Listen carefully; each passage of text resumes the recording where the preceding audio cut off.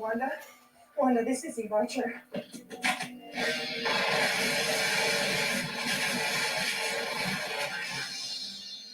I have something crazy to tell you.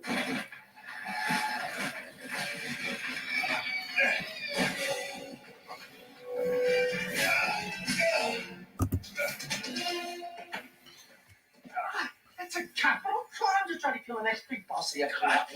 Yes. Yes. The penalty. What? The penalty is death. I like this part of the movie. This movie's awesome. So yeah, guys, I'm live. If I'm Papa Zana, I'll talk to you. I'm live. Die.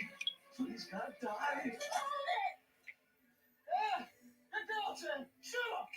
Honey, don't listen to him, honey. He's not your father. Hear my voice. I'm your father. Here's your eyes, Sammy. Shoot him. Don't listen to him. Don't shoot. Just the scumbag. The scumbag shot your brother, Sammy. Kill him. Claude. Daughter of mine. Hang on. Dad, put the gun down. Put it down. Dad, put it down. Now we're gonna find out what's in Papa's bag. Peaches.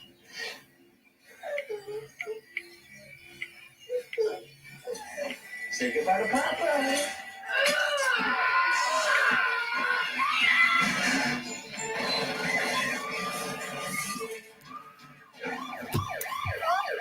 Woo!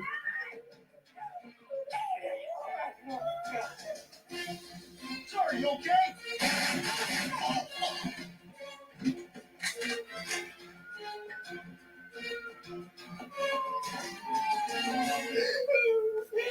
Please tell me we're the way that I want.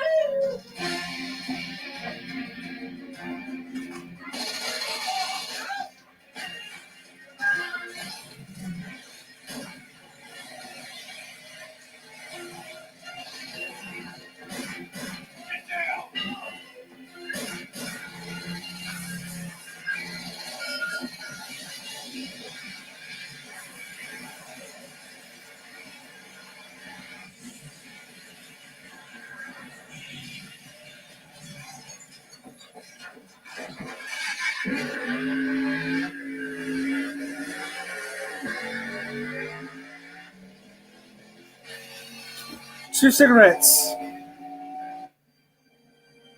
This ain't gonna be hard to do.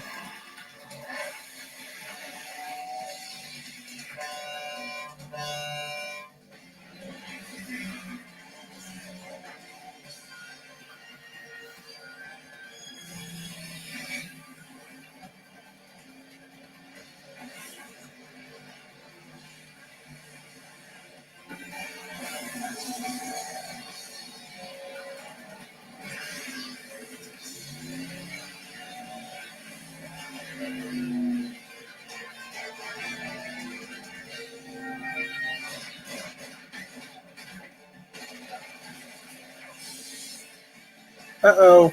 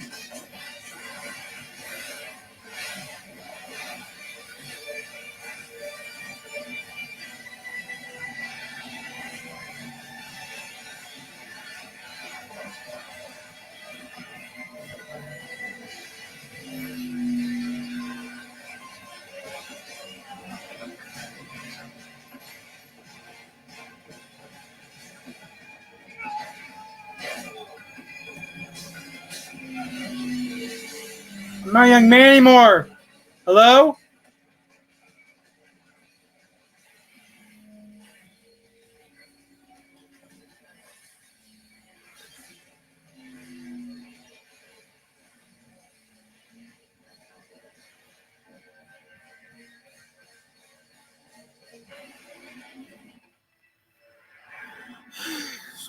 Come on, come on.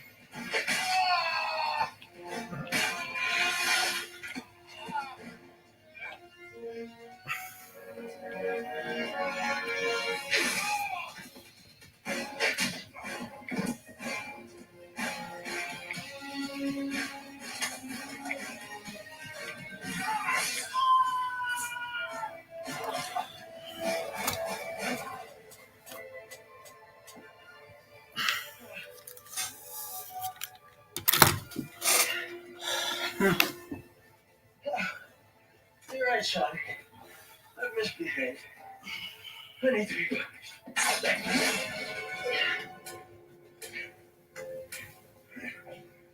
Remember, every time you look in the mirror, see my face.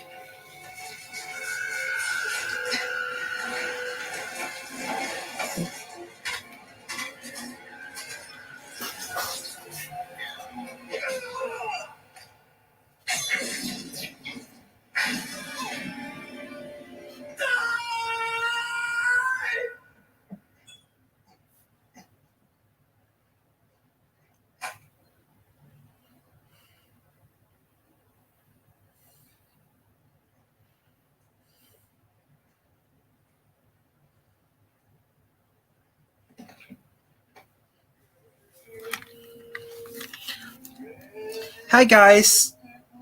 If anyone comes on, you guys, because I put the link to the channel for you guys. Come on, guys. I put the link to the channel for you guys. If you want to come on. Yeah, so you guys want to come on, all you do is just ask. You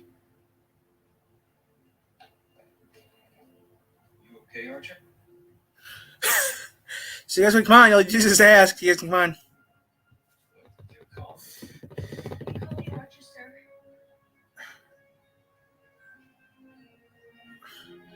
So you guys want to come on, you can.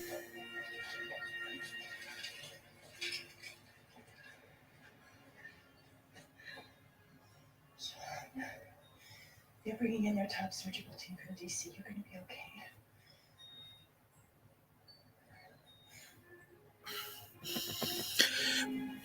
So yeah, guys, we are going to go back to thing. I'm live right now, guys. So you guys can come on. You can come on. I put the link there in the description for you guys to come on here. If you guys can come on here, check here in the chat. Fill a thing. Come on here, because I really want to talk to some people. Dizzy Yak.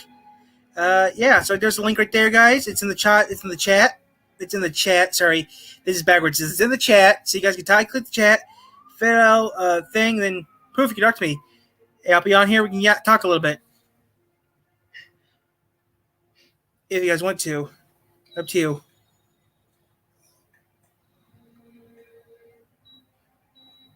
When you wake up, everything will be restored, just the way it was. My scar I don't need it. in my heart. So long.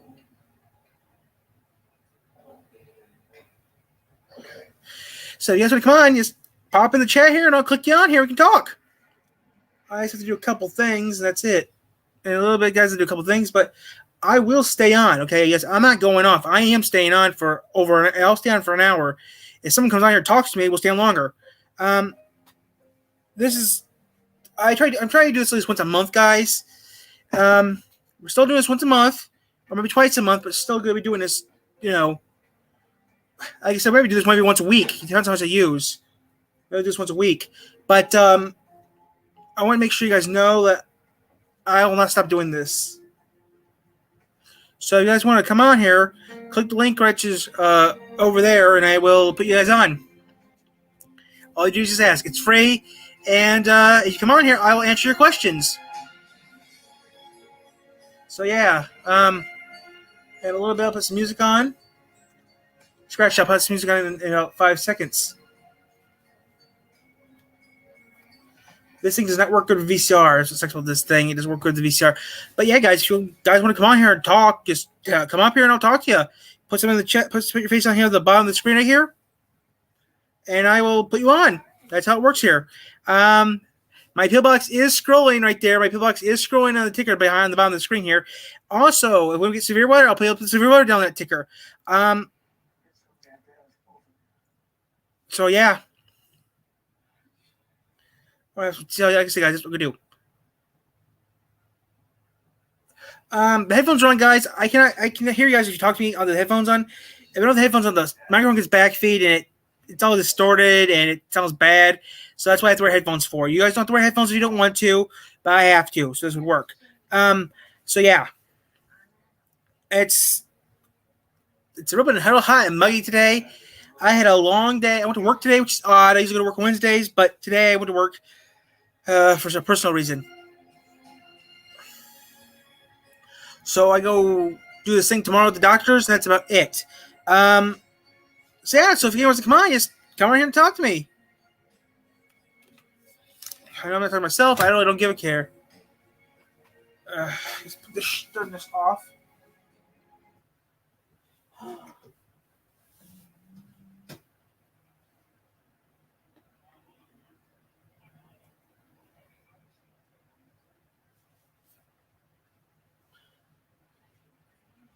YouTube. But if anyone does come on here, I'll talk to them. I bet some of my colleagues right now are having fun right now where they're at. I had a chance to go somewhere this year, but I turned it down twice. Every year I get offered to go to certain places, I usually turn it down because one good reason. I don't think I can survive, and I think I'd be really a pain in the ass. That's the reason why I didn't really go do this thing I had a chance to go to this year. I didn't go because I thought it'd be more of a pain in the butt. So that's why I didn't go do this thing I had a chance to go do this. So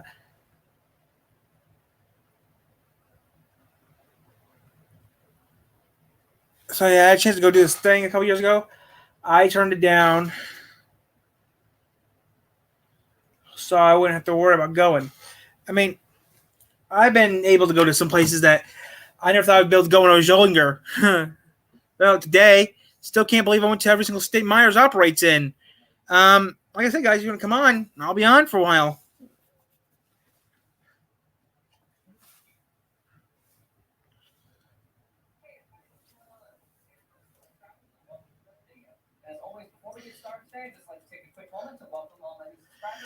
So, come on. Pop on. I'll talk to you guys. And maybe I'll just record stuff. Also, I'll be working on some OC character. I am actually still working on my OC character. I might have a story done by a few months. Who knows? Well, the problem I'm going to be working on is the art part. As we all know, there were a ton of incredible stories of survival from the people who were on board the RMS Titanic the night she went down. And it's from these stories that So if no one comes on in about maybe, I don't know, by 9:30, I will cut. I'm thinking I'm going to cut off around 9:30, guys. No one shows up around 9:30, I'm just going to cut off and do something else. This man, whose story that I want to tell you in this video, throughout the course of the entire evening, he cheated death more than 3 times on the night of the RMS Titanic. Back in a second, guys. And honestly, when I was reading about him, I could not believe it. And from what I read about him, it seems to me that he's actually one of the most forgotten heroes from the entire story of the sinking of the RMS Titanic. His actions that night saved countless lives as the ship went down. So, for this video, I thought I would tell his story to make sure his memory would never be forgotten. And yeah, just so everybody here could learn the incredible story of what happened to him that night, how he saved so many lives, and how he was actually able to end up surviving the evening as well. In this video, we are going to be telling the story of a man named Frederick Barrett. The man you see in this photo's name is Frederick Barrett, and he was signed on to work on board the RMS Titanic during its maiden voyage. His official position on board the ship was to be a lead stoker or lead fireman, and that meant that he would be basically in charge of working in one of the Titanic's many boiler rooms. In his case, he was assigned to boiler room number 6, located near the very front of the Titanic. Now, just for your knowledge here, when I say somebody is a stoker on board a ship like the RMS Titanic, these are essentially the guys whose job was to shovel coal into the Titanic's massive boilers to make sure this ship had steam and pressure and power, so the Titanic could sail across the Atlantic. Another term you may have heard to describe these men would be firemen. But essentially, stokers and firemen are the same thing, but the term fireman was more commonly used on ships. So for the rest of this video, I'm going to be referring to all these guys as firemen. Now, in Frederick Barrett's case, he was essentially a lead fireman. And each boiler room on the Titanic, there were 6 of them, was assigned 2 lead firemen. And each of these guys had around 10 to 15 other firemen beneath them. And it was their job as lead firemen to make sure that all of them were doing their job correctly and to ensure that all the boilers in their designated zone was continuing to perform as expected so the Titanic could continue to have enough power. Now, in Frederick Barrett's case, he was assigned to boiler room number 6, which is located at the very front of the ship, directly underneath but slightly forward to the first level. And this would be the boiler room that would be most badly damaged when the Titanic strikes the iceberg. But I'll talk about that in a second. But yeah, If anyone just comes on here in a bit, I'll just turn off the camera and give up. he was basically described as a pretty quiet man. He wasn't very social, but he worked hard. He made sure his team knew what they were doing, and yeah, he was pretty much well liked and respected among the members of his crew as the Titanic was continuing to sail across the Atlantic, leading up to the iceberg. On the evening of April the 14th, 1912, as the RMS Titanic was continuing to steam towards New York City, Frederick Barrett was hard at work in boiler room number 6. Now, up to this point, his time on board the Titanic had been pretty uneventful. One thing of note that happened to him was that he was tasked to help some of the men in putting out a small coal fire that was burning inside of boiler room number 6's coal bunker. But the fire had already been put out, so that wasn't really something that he was thinking about. So yeah, it was all business as usual in boiler room number 6 until 11:40 p.m.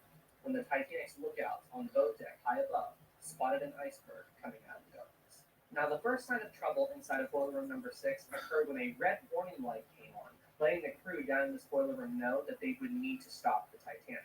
And then only a few seconds after the red warning light came on, an alarm bell rang inside of the boiler room, letting the crew in here know that they needed to shut the dampers on all the boilers. Essentially, on boilers, a damper is the big doors that rest in front of boilers, and when they shut these, this seals off the fire from the outside air, thus limiting the amount of heat buildup that these boilers can generate, so the boilers won't generate as much steam pressure while the Titanic is sitting idle and stopped. Now, it didn't take the crew very long to shut all the dampers in boiler room number 6 and to secure this boiler room. However, only a few seconds after they finished doing this, the Titanic struck the iceberg. Now, because of the close proximity boiler room 6 was to the front of the ship and to the impact zone, the men in this boiler room felt the impact pretty strongly. Now, only a few seconds after the initial impact began, the men in boiler room 6 noticed a small trickle of water beginning to come through the side of the Titanic's hull. And then a couple of seconds after that, the entire side of the ship opened up and a massive amount of seawater began to explode through the side of the Titanic and into boiler room number 6. Now, just to clarify one detail here, when the RMS Titanic struck the iceberg essentially opened up 6 of the Titanic's 16 watertight compartments to the sea and allowed those compartments to flood. Now, it wasn't one massive hole that spanned all of those compartments. That's not what the iceberg did at all. Essentially, what the iceberg did was it put a bunch of small gashes all along the side of the Titanic that made contact with the berg, and those small little holes just added up to cover 6 of the Titanic's 16 watertight compartments. Now, of all those compartments, the 5th compartment, that's where boiler room number 6 was, where Frederick Barrett was working, that compartment had some pretty substantial damage from the iceberg. And the flooding in that compartment was so severe that the men in there, including Barrett, had to retreat one compartment back to boiler room number 5 pretty quick. They couldn't stay in boiler room 6 for very long. Now, when they initially got into the 6th compartment for boiler room number 5, it seemed that the flooding wasn't too severe in there. Initially, they didn't know there was any flooding at all. However, as they were beginning to regroup and try to figure out what was going on and to to see if they could do anything to help boiler room number 6, they noticed that boiler room 5 had a very, very small opening in the hull that was beginning to. You see, the reason Barrett and the other men that were working in boiler room 5 did not notice the flooding in that compartment right away was because the iceberg had only put a small tear in the hull inside of a coal bunker of boiler room number 5. So initially, the wall of the coal bunker was keeping the water contained within that coal bunker. However, the thin sheet of metal that is used to hold coal is not watertight. So after only a short amount of time, water soon began to find its way out of the coal bunker and then slowly began to fill boiler room number 5. Now, once it was discovered that boiler room 5 was slowly taking on water, the crew in there began to work as best they could to try to make this coal bunker within boiler room 5 as watertight as possible. You really couldn't do that, but at the very least, you could try to hold back the water for a time. Try to slow the flooding system. So initially, what the engineering staff and the stokers and everybody in boiler room 5 was trying to do was they were trying to limit the amount of water that could get out of that coal bunker and flood boiler room 5. And then it was their hope that if they could get the Titanic's pumps online and run hoses from where the Titanic's pumps were and run them into boiler room 5 and turn them on, then it was their hope that they could actually prevent boiler room 5 from flooding. Now, while they were doing all of this, Joseph Bell, the Titanic's chief engineer, ordered Barrett and one other man to go back into boiler room 6 and assess the condition of that boiler room. Now, however, this wouldn't be a simple task to do. Essentially, what had already happened at this point is all of the Titanic's watertight doors were shut. So what Barrett and the other engineering staff would have to do was they would actually have to climb